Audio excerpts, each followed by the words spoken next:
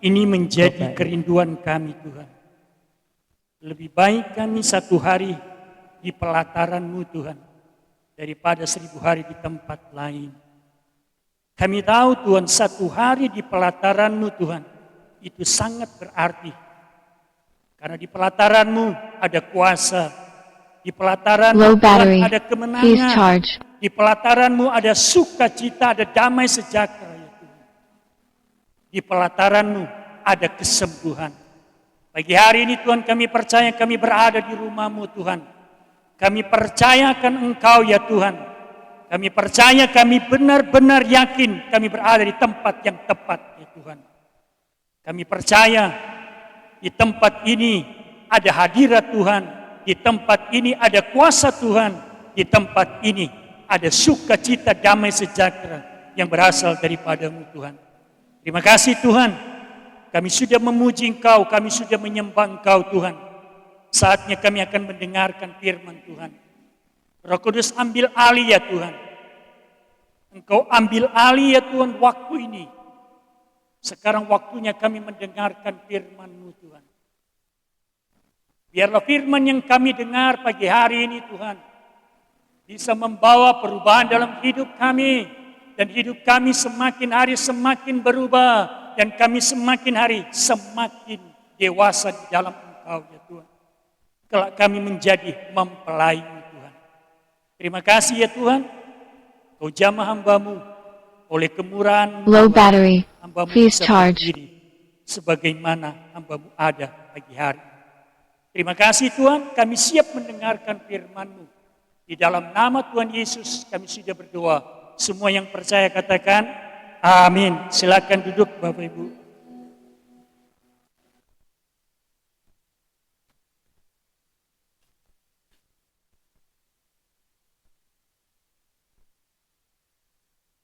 Shalom. Apa kabar? Amin. Ya. Enggak terasa kita sudah mau di penghujung bulan Februari. Enggak terasa sebentar lagi kita akan masuk minggu-minggu sengsara dan kita akan masuk Paskah. Dan kita bersyukur kepada Tuhan, kita boleh ada itu semua karena kemurahan Tuhan. Terima kasih buat Ibu Gembala yang mempercayakan saya untuk menyampaikan firman Tuhan pagi hari ini. Bapak Ibu, sebagai orang percaya, sebagai orang yang katanya orang Kristen, yang KTP-nya katanya Kristen. Apalagi kita sebagai orang yang mengaku pengikut Kristus. Seharusnya yang ada di dalam hidup kita, yang ada di dalam pikiran kita, yang ada di dalam hati kita, kita harus berkata gini. Saya ini terbuat dari debu, nggak ada apa-apa. Itu ada di Alkitab, di Kejadian. Kita itu berasal dari debu. Kita bisa hidup karena hembusan nafas Allah. Ada lagi, Alkitab berkata gini. Kita itu bagaikan bejana tanah liat yang rapuh. Saudara tahu, Bapak Ibu tahu, bejana tanah liat cuma disenggol aja, dia langsung pecah. Begitu juga hidup kita. Kita mencatat di Yakobus, hidup kita bagaikan uap. Sebentar kelihatan, sebentar enggak kelihatan. Berarti hidup kita sebenarnya rapuh. Enggak ada apa-apanya. Kita seperti uap yang sebentar kelihatan, sebentar enggak kelihatan. Artinya apa Bapak Ibu? Hidup kita bergantung sepenuhnya sama Tuhan. Tanpa Tuhan kita enggak ada apa. Kita enggak bisa menyombongkan diri. Oh saya kuat. Saya punya segala-galanya, enggak bisa. Alkitab mencatat seperti saya bilang, hidup kita terbuat dari debu. Yang debu itu hanya diinjak, di luar sana banyak itu debu. Tapi oleh karena kemurahan Tuhan, hembusan nafas Allah, kita boleh ada saat ini. Hidup kita bagaikan bejana tanah liat, yang rapuh, yang gampang pecah. Tapi oleh kemurahan Tuhan kita dibentuk sehingga kita menjadi orang yang berharga di mata Tuhan. Hidup kita seperti uap, saudara sudah sering masak uap, sebentar kelihatan, sebentar nggak kelihatan. Sebentar muncul, sebentar juga nggak akan muncul. Hidup kita seperti itu. Betapa kita tuh harus bergantung sama Tuhan. Nggak ada tempat lain kita bergantung. Pagi hari ini saya akan membawakan kebenaran firman Tuhan dengan judul melayani satu Tuhan. Nggak ada Tuhan lain. Saudara pernah dengar atau pernah baca tentang abdi dalam? Saya membaca abdi dalam, saya tercengang. Kalau kita orang Kristen seperti abdi dalam, saya percaya kita bukan orang Kristen yang gampang jatuh. Seorang abdi dalam di Keraton Jogja, dia harus mempersembahkan hidupnya untuk melayani sultan setiap hari tanpa digaji loh. Itu abdi. Abdi asal kata dari mengabdi. Abdi berarti melayani. Dalam berarti keraton atau rumah atau kerajaan. Mereka aja bisa loh untuk menyerahkan hidupnya kepada sultan setiap hari. Mereka nggak memikirkan upahnya loh.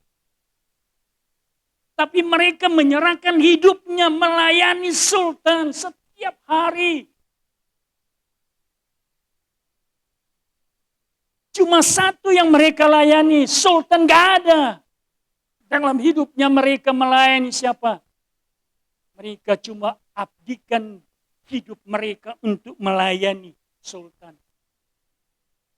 Sebagai orang Kristen, pagi hari ini kita akan belajar bersama-sama. Dalam hidup kita cuma ada satu Tuhan. Dalam hidup kita cuma ada satu Raja. Dalam hidup kita sebagai orang percaya, cuma ada satu yang kita layani. Gak ada lain.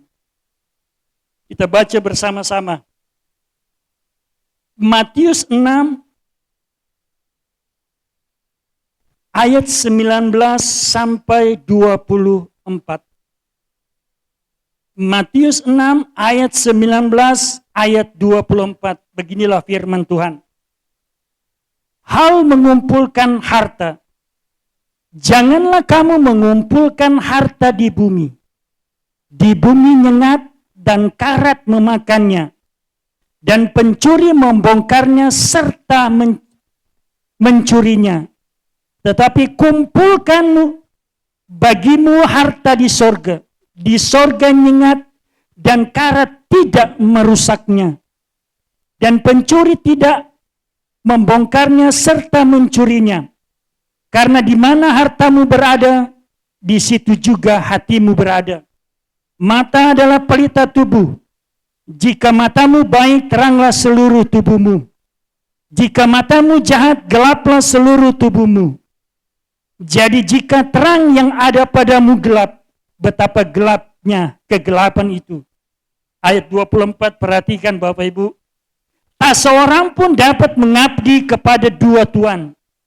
Karena jika demikian ia akan membenci yang seorang dan mengasihi yang lain. Atau ia akan setia kepada yang seorang dan tidak mengindahkan yang lain. Kamu tidak dapat mengabdi kepada Allah dan kepada Mamon. Bapak Ibu, setelah Yesus berkhotbah atau menyampaikan firman Tuhan di bukit, Yesus menyampaikan prioritas buat orang-orang yang percaya pada waktu itu. Pagi hari ini, Yesus sedang memberikan pesan buat saya dan saudara. Prioritas hidup kita, yaitu kita setia kepada Allah.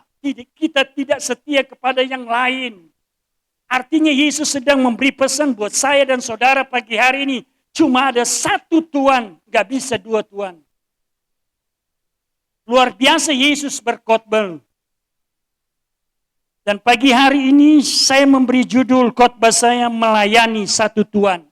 Kita akan mengerti bahwa di dalam hidup kita Cuma ada satu Tuhan. Kalau dua Tuhan, kita akan tahu akibatnya. Bapak Ibu, Yesus sedang berbicara prioritas. Yesus sedang berbicara kepada orang-orang yang mendengar pada waktu itu. Khususnya buat ahli-ahli Taurat, orang-orang Farisi pada waktu itu. Bahwa mereka nggak bisa mengabdi pada dua Tuhan. Tapi Yesus mulai dari ayat 19, luar biasa ya Bapak Ibu. Saya bacakan. Janganlah kamu mengumpulkan harta di bumi nyengat dan karat merusakkannya, dan pencuri membongkar serta mencurinya. Tetapi kumpulkan bagimu harta di sorga. Yesus mulai dari janganlah kita menimbun atau mengumpulkan harta di bumi, tapi kita harus menimbun harta di sorga. Yesus sedang memberikan dua tempat. Yaitu tempat pertama adalah di bumi, dunia. Tempat kedua adalah sorga. Yesus sedang memberi tahu buat saya dan saudara bahwa kita sedang memberikan investasi, bukan investasi bodong. Yesus sedang menjelaskan kalau kita sedang mengumpulkan, kalau kita sedang investasi di dunia atau di bumi, itu namanya investasi bodong. Tapi Yesus sedang memberitahu kalau kita mengumpulkan harta di sorga tidak nyengat, tidak karat, pencuri tidak memakannya. Tapi kalau kita baca Bapak Ibu, perbedaan kita mengumpulkan harta di sorga dan mengumpulkan harta di bumi beda Bapak Ibu.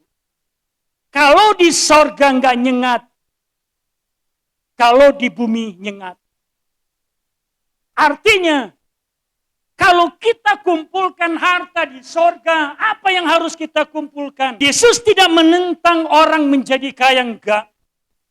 Yesus tidak membenci orang kaya, enggak. Tapi Yesus sedang berbicara, kalau kita mengumpulkan harta di sorga, kita mengumpulkan kesetiaan kita, kita mengumpulkan ketaatan kita mengumpulkan doa kita, itu akan naik ke sorga. Tapi kalau kita mengumpulkan, menimbun harta di bumi, itu berbicara materi, itu akan nyengat.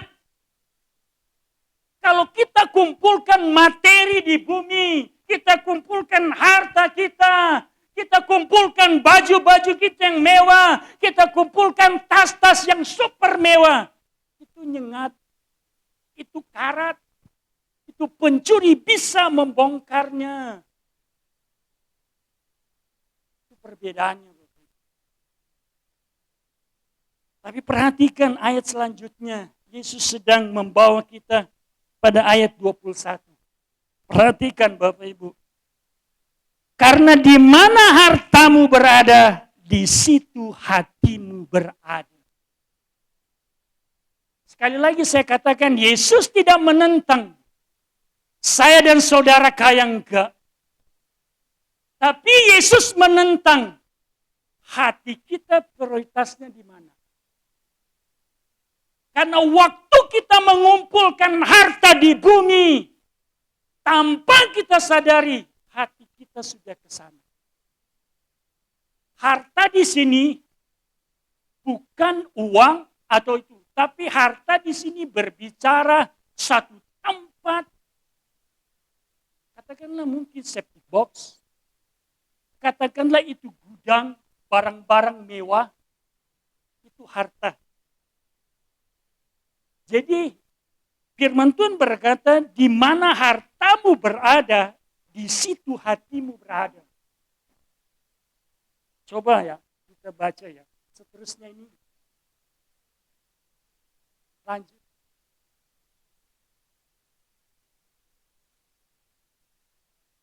Nah, harta ini bahasa yang saya dapat, bahasa aslinya adalah ini.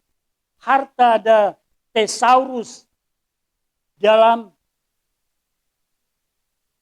kitemi yang artinya ini. Kita menaruh sengaja.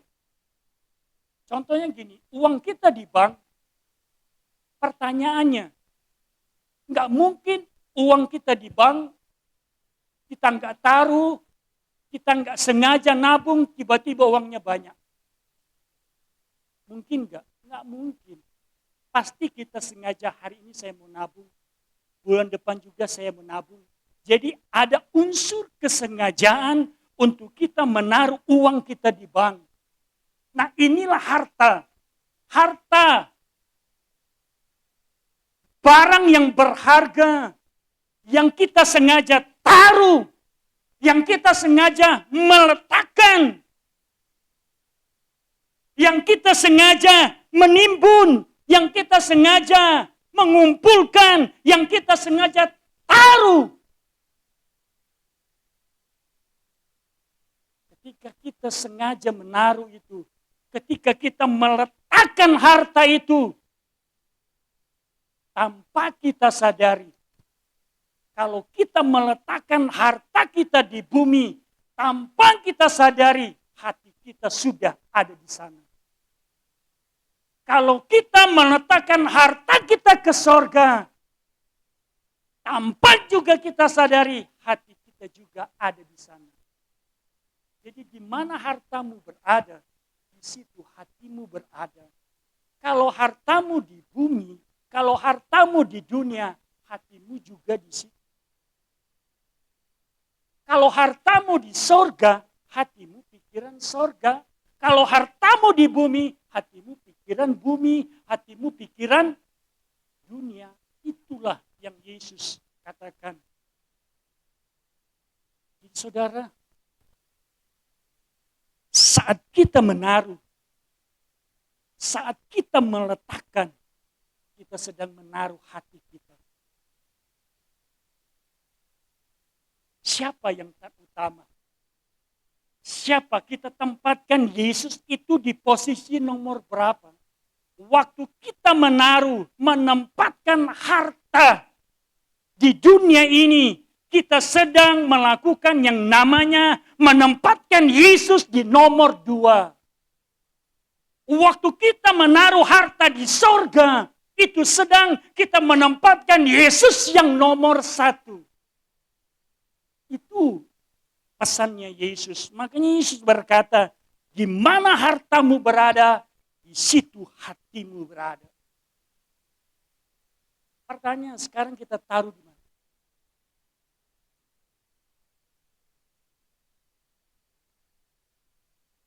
Saudara sendiri yang jawab. Saya nggak bisa tahu. Tapi sebagai pengkhotbah, saya rindu kita taruh harta kita di sorga. Karena itu berbicara kekekalan. Bapak Ibu tahu ceritanya orang kaya di dalam Matius 19 ayat 16. Dia berkata kepada Yesus, dia bertemu dengan Yesus. Dia berkata kepada Yesus, Yesus, perbuatan baik manakah untuk masuk dalam hidup yang kekal? Saudara nanti baca di Matius 19 ayat 16 dan seterusnya. Yesus bilang apa? Cuma satu perbuatan yang baik. Terus dia tanya, apa itu Yesus? Terus Yesus tanya, sudahkah kamu melakukan hukum ini? Wah, kalau cuma itu kecil, Yesus, saya sudah tahu, ikuti semua itu. Saya sudah tahu, saya sudah lakukan. Jangan membunuh, jangan berzina, jangan mencuri, hormatilah ayah dan ibumu, kasihilah sesama manusia. Semua saya sudah lakukan. Mungkin Yesus bilang, wow, luar biasa kamu. Jadi apa lagi? Yesus bilang gini. Satu lagi, supaya kamu sempurna. Kata sempurna di sini adalah supaya kamu dewasa, supaya kamu siap jadi pengantinnya Yesus. Cuma satu. Jual seluruh hartamu dan bagi sama orang miskin. Apa respon orang kaya itu? Kalau kita membaca di Alkitab, responnya dia sedih, Dan dia balik kanan, membelakangi Yesus dan pergi. Makna cerita itu apa? Yesus enggak minta kekayaan sama orang kaya, enggak. Yesus dia kaya kok. Tapi Yesus cuma minta, singkirkan harta yang ada di hatimu. Utamakan Yesus. Makanya Yesus bilang, lebih sukar orang kaya masuk ke dalam lubang. Masuk dalam kerajaan Allah. Lebih gampang seekor unta masuk ke lubang jarum.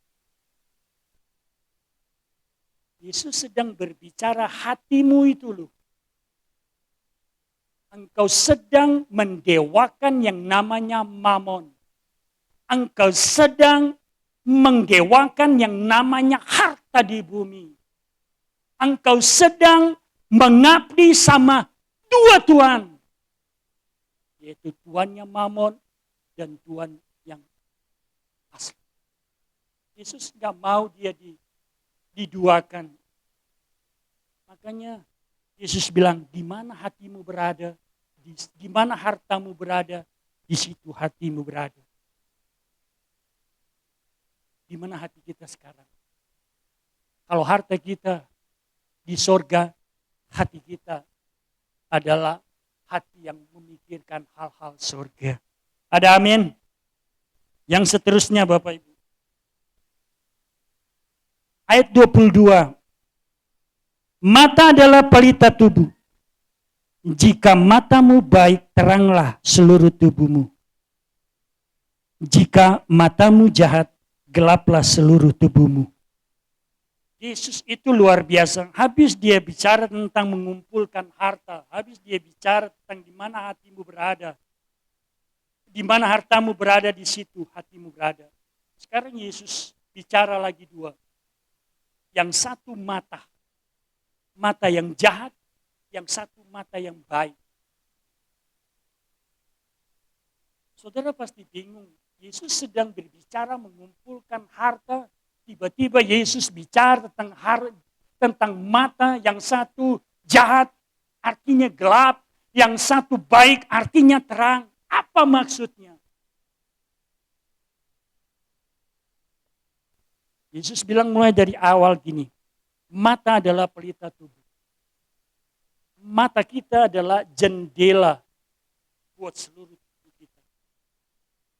Kalau mata itu adalah jendela yang menarangi seluruh tubuh kita, berarti mata itu adalah penting dalam kehidupan kita, bukan saja secara fisik, tapi secara rohani. Artinya apa Bapak Ibu?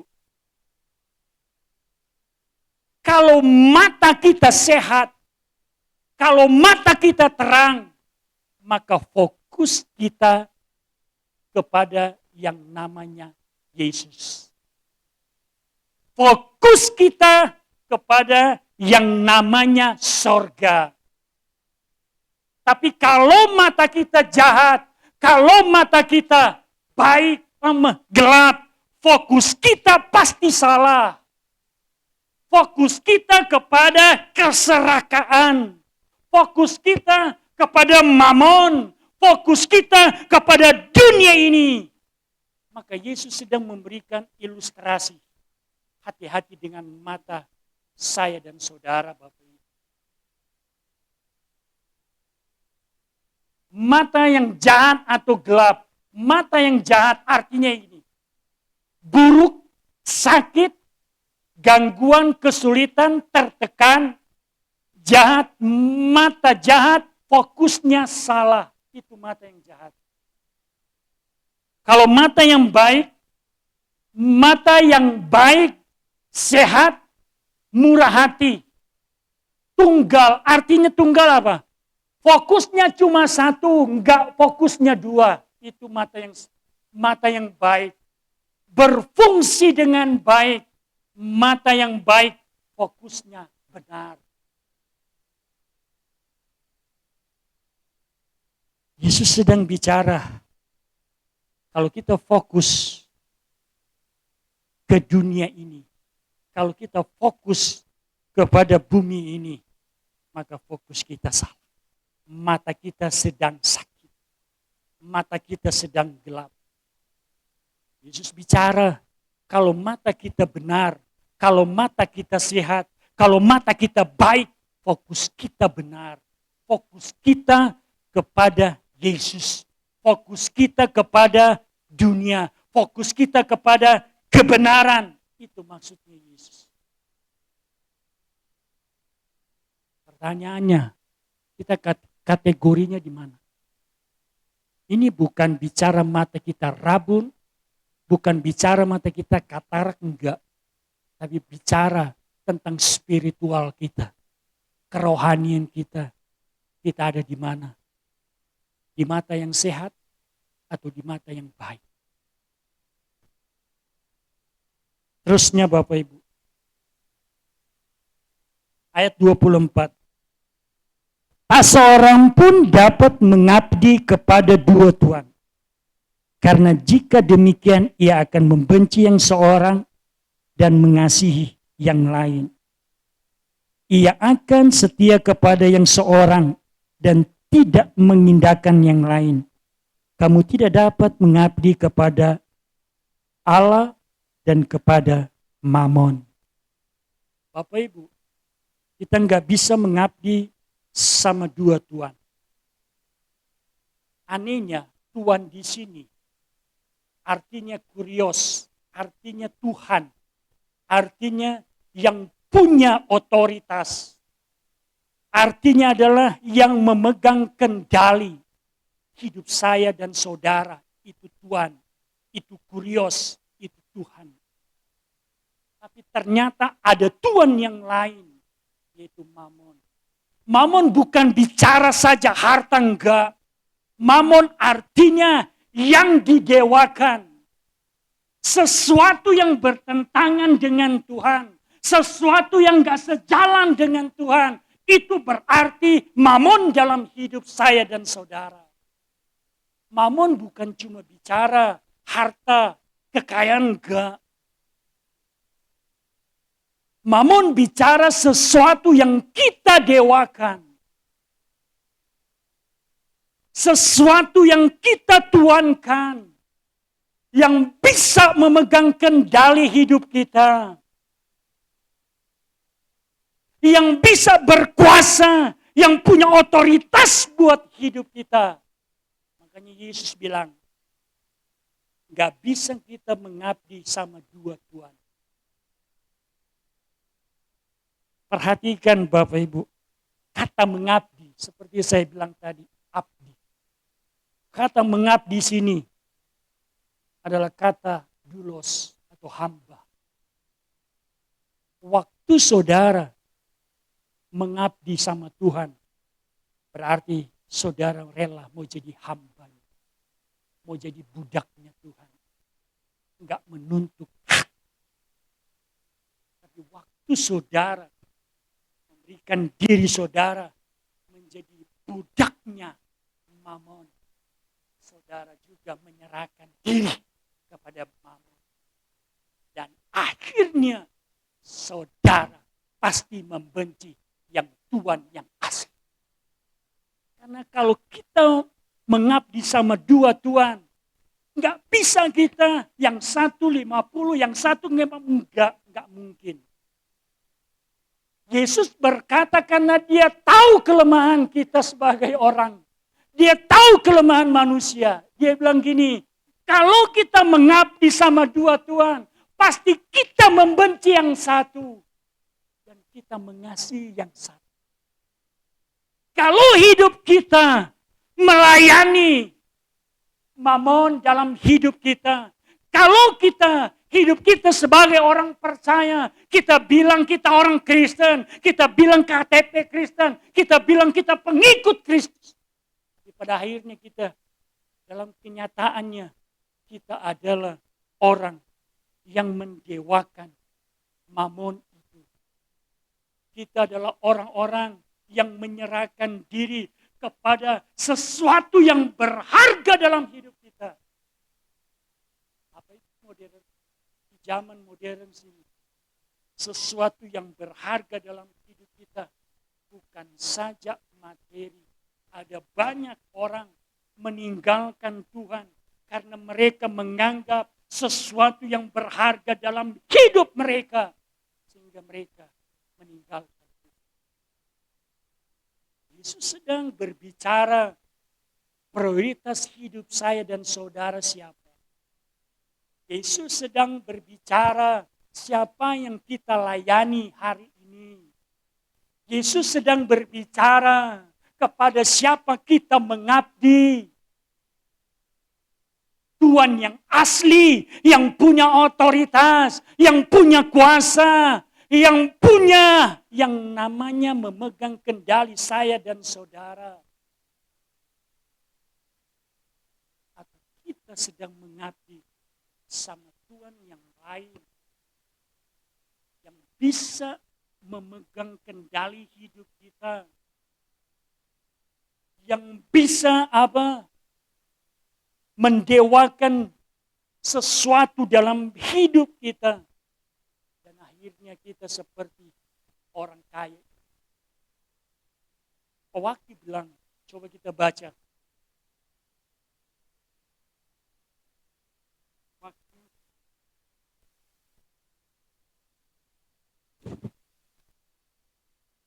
Wahyu 17 ayat 14. Perhatikan ayat ini Bapak Ibu.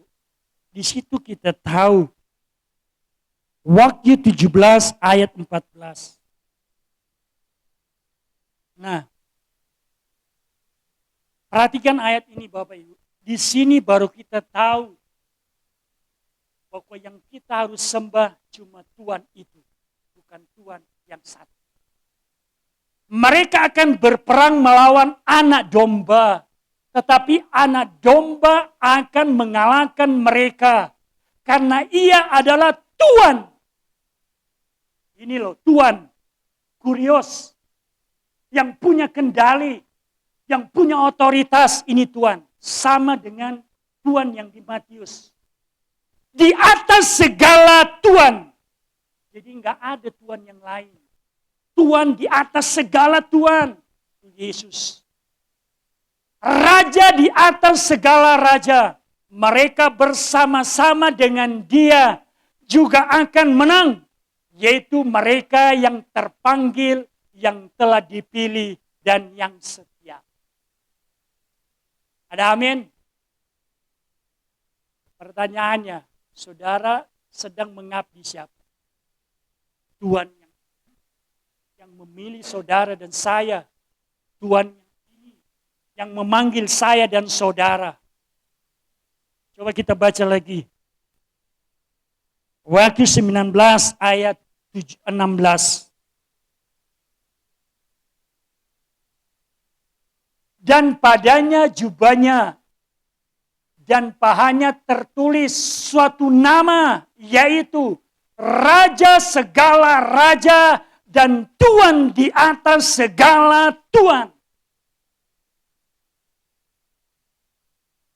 Dia Raja segala raja. Dia adalah Tuhan segala Tuhan.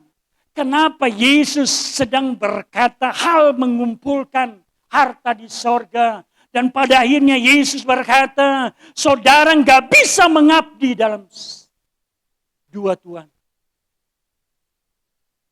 Saudara harus mengabdi kepada Tuhan yang adalah Raja di atas segala raja. Pertanyaannya, sudahkah dia bertakhta dalam hidup saya dan saudara?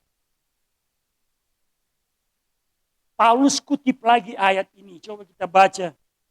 1 Timotius 6 ayat 14 dan 15.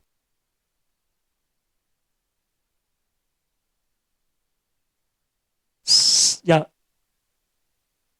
Turutilah perintah ini dengan tidak bercacat dan tidak bercela. Hingga pada saat Tuhan kita Yesus Kristus menyatakan dirinya. Ayat 15. Yaitu saat yang akan ditentukan oleh penguasa yang satu-satunya dan yang penuh bahagia. Raja di atas segala raja dan Tuhan di atas segala Tuhan. Yohanes berkata kepada Timotius, saat dia datang, itu saat yang menentukan. Dia datang sebagai raja di atas segala raja dan Tuhan di atas segala Tuhan. Pertanyaannya lagi Bapak Ibu, sekarang kita melayani Tuhan.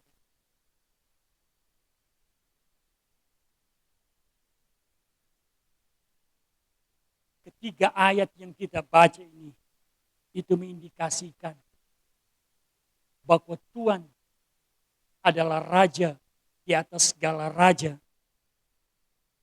adalah yang memberi hidup yang kekal.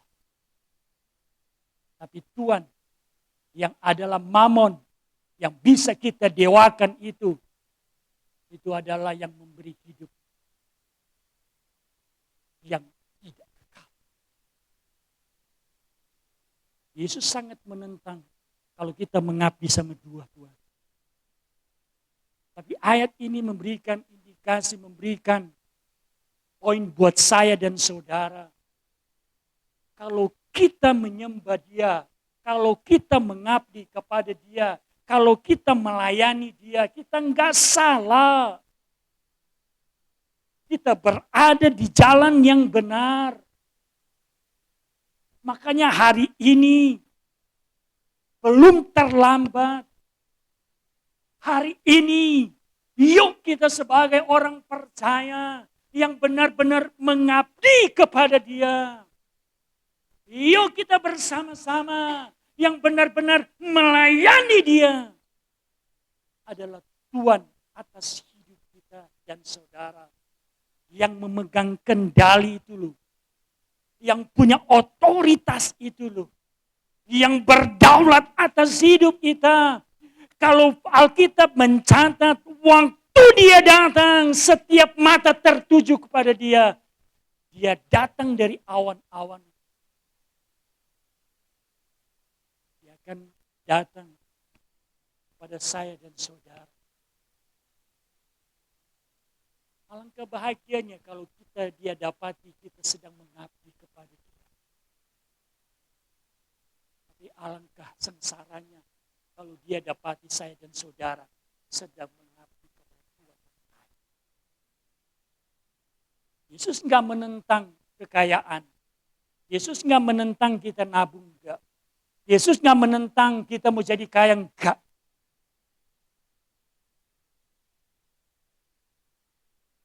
Tapi Yesus menentang kalau hati kita yang tadinya ada Yesus dilengsarkan oleh Tuhan yang lain. Itu Yesus menentang. Tahu cerita Abraham? Abraham berdoa kepada Allah bertahun-tahun, bergumul kepada Allah. Alkitab mencatat Sarah itu mandul, ada ayatnya. Tapi Sarah itu juga sudah nenek. Tapi Alkitab mencatat Sarah mengandung dan melahirkan Ishak. Tapi waktu Ishak lahir, Allah menguji kepercayaannya Abraham. Allah ambil Ishak, suruh Abraham bawa ke gunung Horeb untuk dipersembahkan. Tahu misinya Allah itu Bapak Ibu?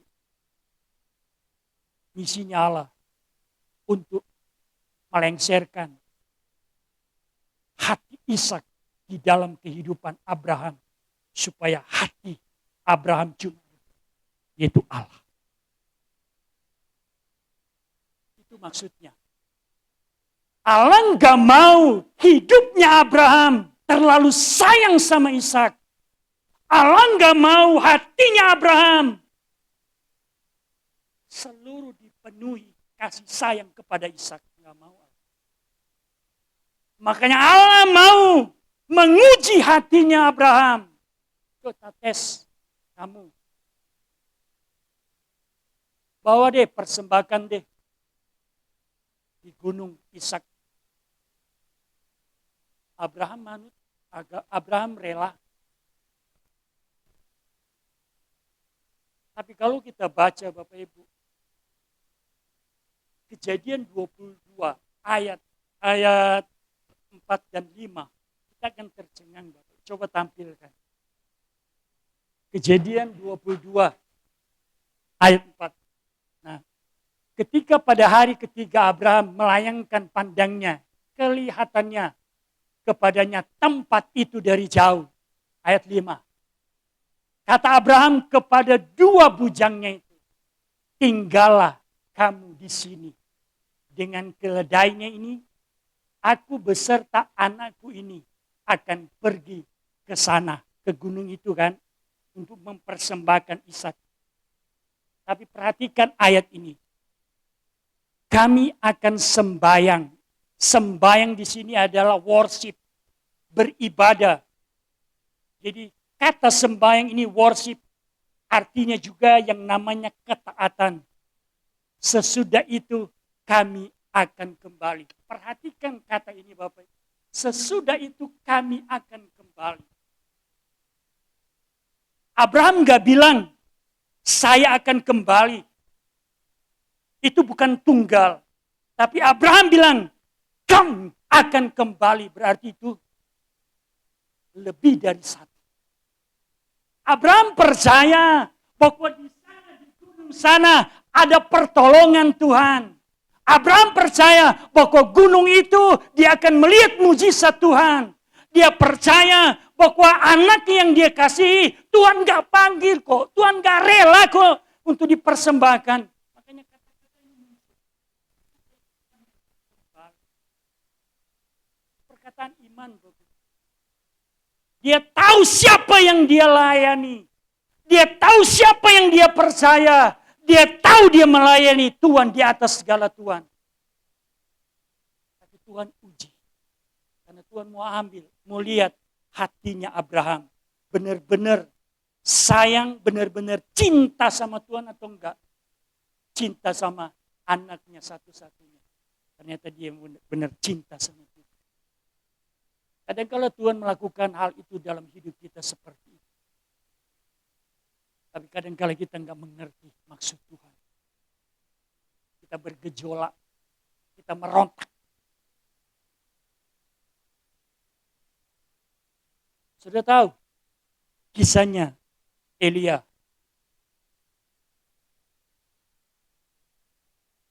Waktu Nabi Baal sebelum dibunuh 450 orang.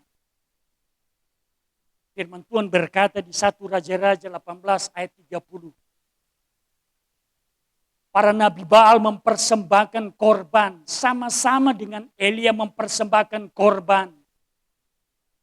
Mereka mempersembahkan seharian mereka memanggil tuannya. Seharian mereka memanggil Allahnya. Enggak datang-datang. Sambil mereka potong dirinya, tangannya sambil berdarah-darah. Enggak datang-datang. Elia malah istilahnya ngeledekin. Jangan-jangan Tuhan kamu tidur, jangan-jangan Tuhan kamu pergi. Tapi mereka sambil Alkitab mencatat mereka berdarah-darah. Tapi sampai sudah mau malam, Allah mereka enggak turun. Jadi waktu Elia mempersembahkan korban. Tapi sebelum mempersembahkan, Elia firman Tuhan berkata, Elia memperbaiki mezbah Tuhan. Elia memperbaiki. Elia membetulkan mezbah Tuhan yang sudah hancur, runtuh. Alkitab mencatat di 1 Raja-Raja 18 ayat 30. Elia memperbaiki. Apa yang terjadi? Sampai air gak ada. Api dari sorga menyambar persembahan Elia. Sampai air yang ukuran manusia waktu itu air sampai banjir. Tapi pertanyaannya waktu itu juga bukankah waktu itu sedang mengalami yang namanya musim kemarau 3,5 tahun, air dari mana?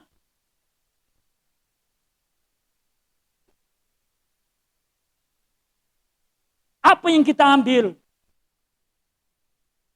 Kita percaya Tuannya Elia. Bahwa Tuhan itu yang kita sembah saat ini. Bukan Tuannya Baal. Yang 450 orang berteriak memanggil tapi nggak datang. Tapi waktu Elia mempersembahkan korban, dia berdoa sama Tuhan. Tiba-tiba api dari surga menyambar persembahannya. Itu Tuhan yang benar. Pertanyaannya, kita sedang menyembah siapa? Tahun 2026 kita sedang menyembah siapa? Tuhan yang palsu atau Tuhan yang asli? Itu yang jawab Bapak Ibu. Sebelum saya akhiri khotbah saya ingin kita nonton satu video. Video ini sangat memberkati saya. Keluarga dan waktu tiba di Perhatikan ya Bapak Ibu ceritanya.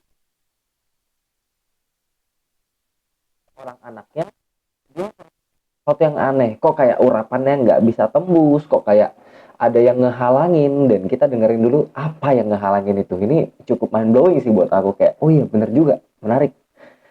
Kita dengerin dulu, nanti kita akan bahas di belakangnya beserta ayat-ayatnya. Langsung aja. He likes gaming. Yes. How did you know? Yes, you're right. When I touch your head, you don't feel anything, do you? Yeah. You feel anything or not? Not. No.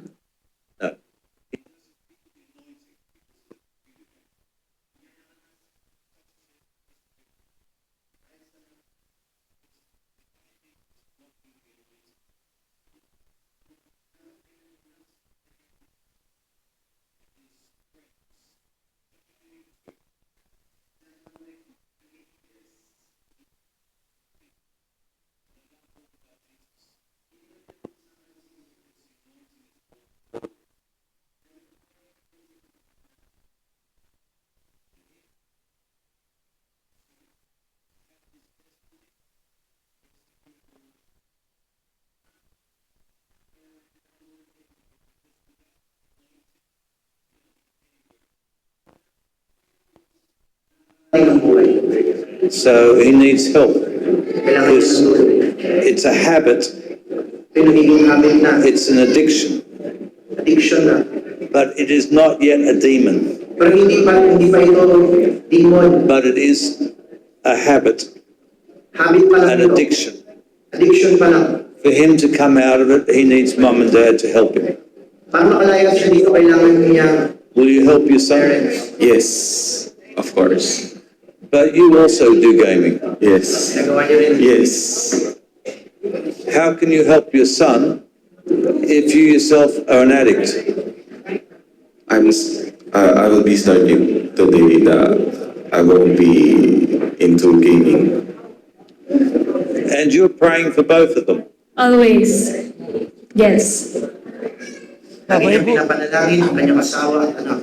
So your prayer has gone up to heaven. ceritanya video ini.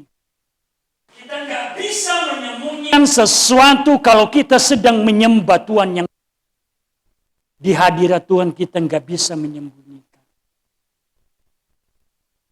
Tapi tanda kalau kita datang di gereja, kalau kita datang terus kita pulang, kita nggak dapat apa-apa.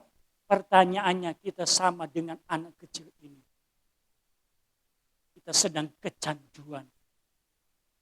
Kita sedang berada di jalur yang salah. Kita sedang mendewakan Tuhan yang salah.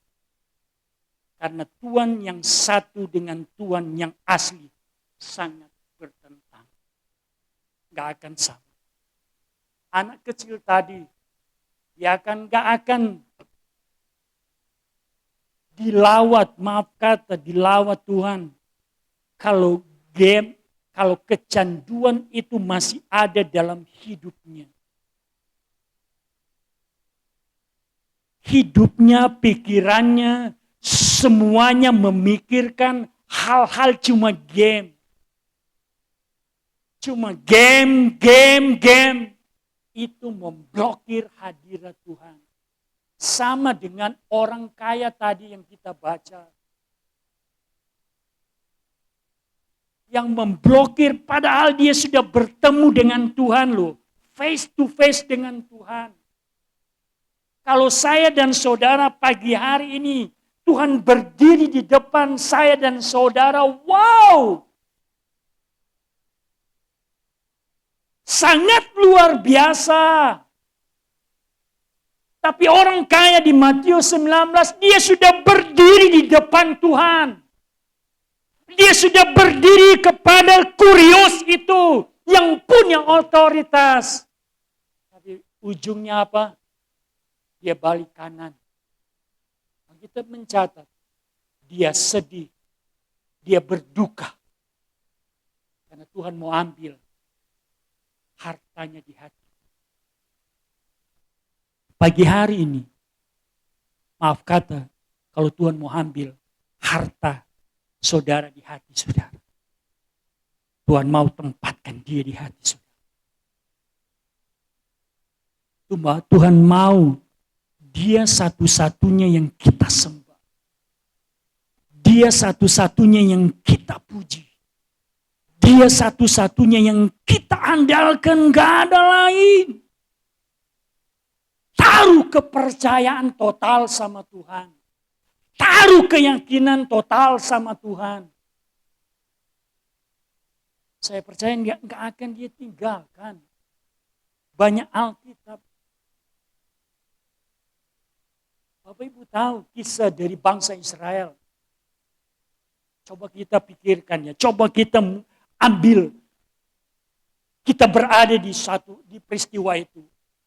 Waktu mereka melewati laut Teberan. Dan Musa mengangkat tongkat itu. Dan laut itu terbelah. Mereka berjalan di kiri kanan tembok air. Mungkin bagaikan akuarium.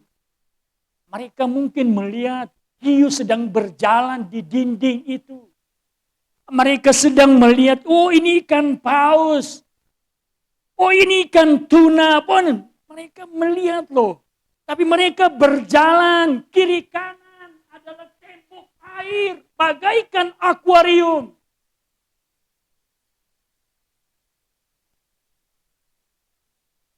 Mereka menikmati roti dari sorga.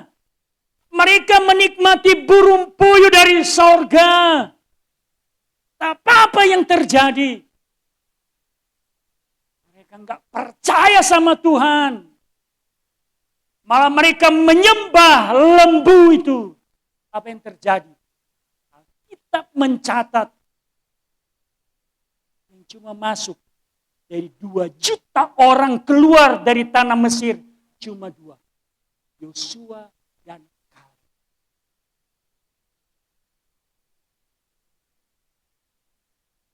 Coba kita renungkan. Gara-garanya apa?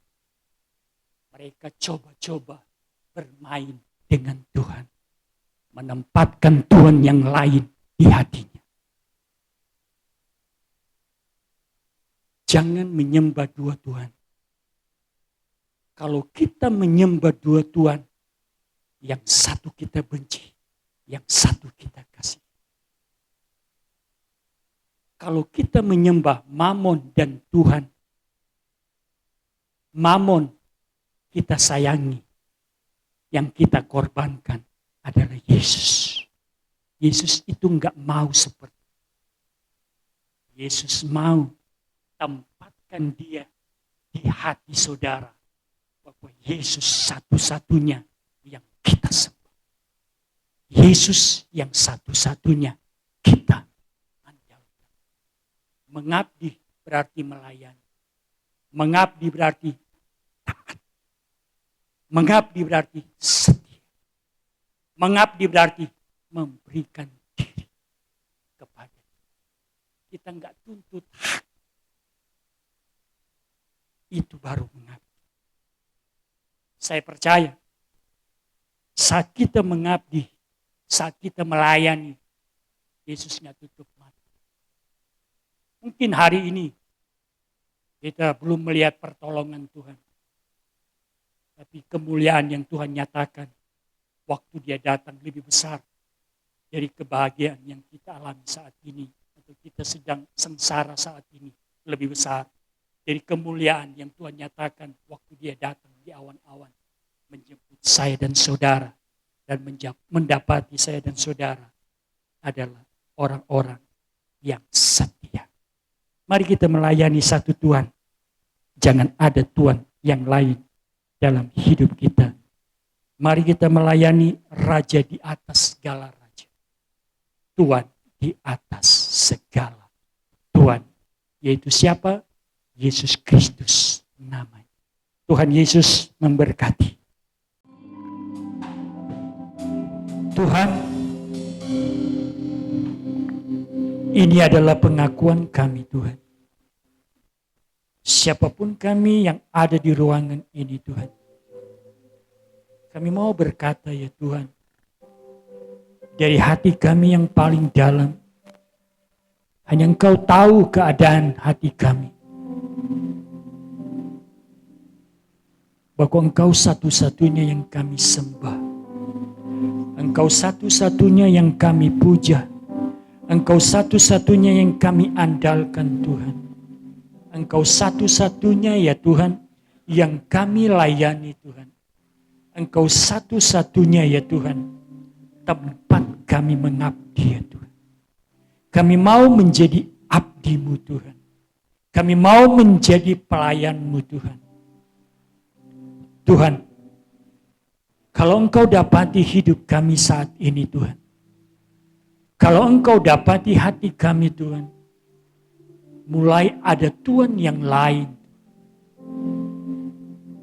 Kalau Engkau dapati di hati kami Tuhan. Ada sesuatu yang berharga di hati kami di luar Engkau ya Tuhan. Kalau Engkau dapati hati kami Tuhan. Kalau Engkau dapati hidup kami. Kami mulai mengabdi kepada Mammon. Kami mulai mengabdi sesuatu yang berharga. Kami mulai mengabdi atau kami mulai kecanduan kepada sesuatu yang lebih berharga ya Tuhan. Daripada Engkau Tuhan.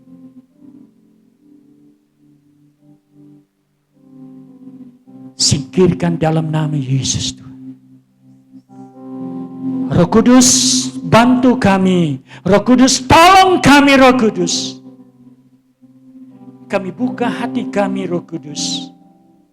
Kami mau sediakan satu ruang khusus buat Engkau. Biar Engkau yang berdaulat. Biar Engkau yang memegang kendali hidup kami Tuhan. Terima kasih ya Tuhan. Terima kasih buat firman-Mu Tuhan. Pesan-Mu pagi ini Tuhan. Kami harus melayani Engkau. Terima kasih Tuhan. Segala pujian, hormat, syukur hanya bagi Engkau. Tanamkan firman itu di dalam loh hati kami Tuhan. Agar kami bukan saja menjadi pendengar, tapi kami menjadi pelaku-pelaku. Kami pulang dari tempat ini, kami berubah Tuhan. Kami pulang dari tempat ini, kami mengambil satu langkah, kami mengambil satu komitmen ya Tuhan. Menjadikan Engkau di atas segala-galanya Tuhan. Terima kasih Tuhan, terpuji nama-Mu, kekal untuk selama-lamanya. Di dalam nama Tuhan Yesus, kami sudah berdoa. Semua yang percaya katakan, amin. Tuhan Yesus memberkati.